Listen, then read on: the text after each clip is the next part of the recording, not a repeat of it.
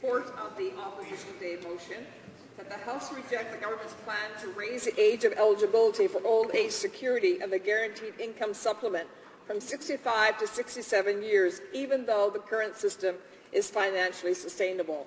And Madam Speaker, I'm not sure there's another issue that I can think of recently anyway that has galvanized the people of Canada so much in terms of opposition to what it is the government has proposed. This is totally unreasonable, unacceptable, and unconscionable that a government would look at seniors, some of whom work for years in very physically and mentally challenging environments, and now have to wait an additional 2 years to even be able to access a program that has been there for them for years. It is not right, it's unfair, and it's certainly something that I hope Canadians will continue to speak out on, will continue to make representation about, because even though it's not going to impact those who are of an age now to qualify for their OAS, it is going to impact their children and their grandchildren. And one of the things that it's going to do that we tend to lose sight of is that the longer you have people in the workforce, then the less jobs there are available for those who are younger and looking for that experience, looking to get into the working environment. And I think today about our young people who are the most unemployed and underemployed in the country. And what message are we sending to them? Well, what this government is saying to them is that that's okay. You're just going to have to make a go of it yourself. You're going to have to find a way to make it happen. Because, you know, if people are being forced to work until they're age 67, it does mean that there are fewer opportunities for our young people. And there will continue to be fewer opportunities as long as this government is in power because of the choices that it makes that influences the people of Canada. To consider this motion, I really must speak to how it is that we arrived at this debate by highlighting some really important dates in history.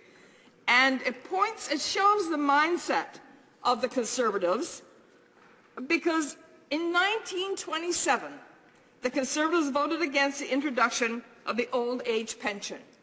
Fortunately, in 1951, a Liberal government passed the Old Age Security Act. In 1965, a Liberal government established the Canada Pension Plan.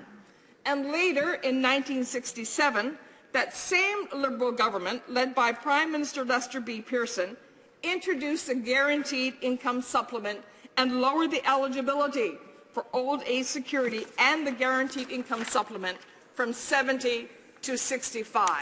Now, Madam Speaker, that is a government with a conscience. Yes. That is a government that recognizes that things are difficult as you age. Things get different as you age. Things tend to happen from a medical perspective as you age. So that's a government that recognizes how important it is to take care of its citizens. In 2001, the current Conservative Prime Minister and then member of the right-wing National Citizens Coalition declared his disdain for national pension plans and wrote an open letter to the Premier of Alberta demanding that Alberta withdraw from the Canada Pension Plan altogether. Now that's putting it in perspective. That's explaining exactly where this government, led by this Prime Minister, is coming from. More recently, in the 2011 election, Conservatives assured Canadians that if elected, they would not cut pensions. In black and white, on page 23 of the Conservative 2011 election platform, it says, and I quote, "We will not cut pension transfer payments to individuals or to the provinces for essential things like health care, education, and pensions," end of quote. Well, Madam Speaker, we know quite the opposite has happened. Unfortunately for Canadians, this commitment was nothing short of fiction. Which brings us to today. In 2012, the Prime Minister showed Canadians his true colors when he hid during the election, which was only a year ago, and broke his promise not to cut the old age security and the guaranteed income supplement. Unfortunately for Canadians, this is not the first time this Prime Minister has made a promise to do one thing, only to do the opposite. Whether it be his broken promise in the 2006 election on the Atlantic Accord, which of course impacted the province of Newfoundland and Labrador, his bogus commitment in the 2008 election not to run a deficit, his phony guarantee in the 2011 election to balance the books by 2014, this Prime Minister and his Conservative government have made it clear through their legacy of broken promises that they can't be trusted to keep their word. And now in Budget 2012, after the Prime Minister committed to all Canadians in the last election, and I quote, "We're not going to cut the rate of increase in transfers for health care, education and pensions. That is job number one." End of quote. That is what the Prime Minister said to Canadians. That is job number one. The Conservatives are breaking another promise and decreasing the old age security and the guaranteed income supplement by raising the age of eligibility from 65 to 67, even though the current arrangement is more than sustainable. The Conservatives have tried to manufacture a structural crisis surrounding the financing of the old age security that just does not exist. While it's true that the retirement of baby boomers will result in increased costs for the old age security program, Canada's economy is expected to grow significantly over the next 20 years. That economic growth means that by 2030, the old age security program will only comprise 0.7% more of Canada's economy than it does today. This is not unaffordable by any measure.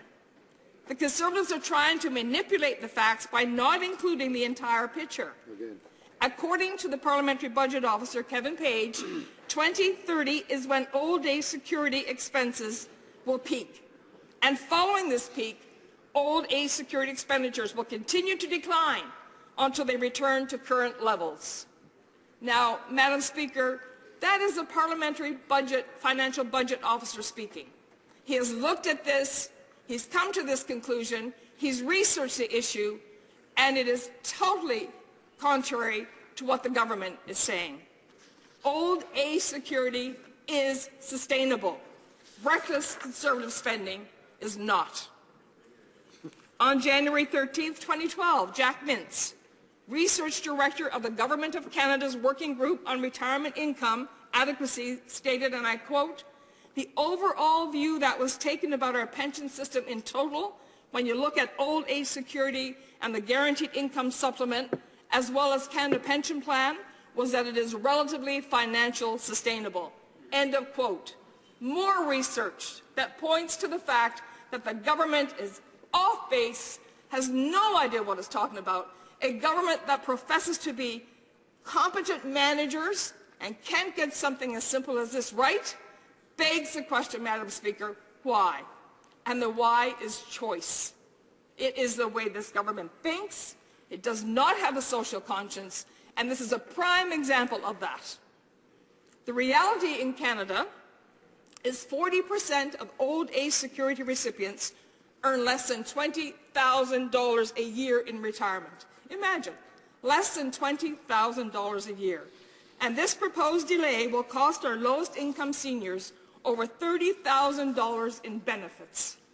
This cut to the old age security will have a devastating effect on the retirement security of our most vulnerable future seniors. Since the Prime Minister announced his plan to cut the old age security when he was in Davos, I have heard opposition from every corner of my riding of Brandon, Buren, and St. George's, and not just in my riding, but throughout Newfoundland and Labrador and from the rest of the country. This unscrupulous action by the Conservative government, and there have been many more, has garnered so much opposition and resulted in so much negative feedback. It is the wrong decision. It is a decision that must be reversed, Madam Speaker, or we will have a future generation of seniors who will not be able to pay for the most essential things like heat, light, food, medicine. This has to be overturned. Thank you. Good job.